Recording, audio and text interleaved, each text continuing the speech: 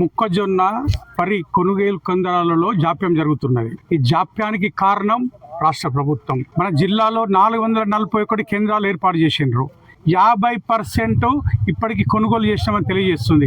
కానీ ఇప్పటి వరకు 50% కొనుగోలు చేయలేదు. కాలం దగ్గరికి వస్తున్నది, వర్షాలు పడితే ప్రాబ్లం అవుతుంది. కేంద్రాలను పెంచాలి. వారం 10 రోజుల లోపల మొక్కజొన్న మొత్తం కొనుగోలు చేయాలి. రైతులు కష్టాలు పడుతున్నారు. పంటకు వాళ్లకు గిట్టుబాటు ధర రావట్లేదు. వడ్లకు తేమ ఉన్నదని పక్కకు పెడుతున్నారు, తప్ప ఉన్నదని పక్కకు పెడుతున్నారు. గన్ని బ్యాగ్స్ అవైలబుల్ లేవు. అది అవైలబుల్ చేయాల్సిన బాధ్యత రాష్ట్ర ప్రభుత్వాన్ని. ఇప్పుడు రైతు చెప్తున్నాడు, వాళ్ళు 30 రూపాయలకు ఒక గన్ని బ్యాగ్ కొంటున్నారు. ప్రభుత్వం వాళ్ళకి 22 రూపాయలు వాళ్ళకి చెల్లిస్తుంది. అక్కడ రైతుకు ఒక్క బ్యాగ్ 8 రూపాయలు కట్ అవుతుంది. అదే మాదిరిగా లోడింగ్ అన్లోడింగ్ మొత్తం రైతులకే ఇస్తుండ్రు.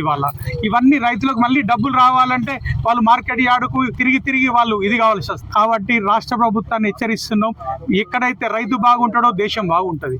మీ రాష్ట్ర ప్రభుత్వానికి మొత్తం రైతుల వ్యతిరేకత ప్రభుత్వం.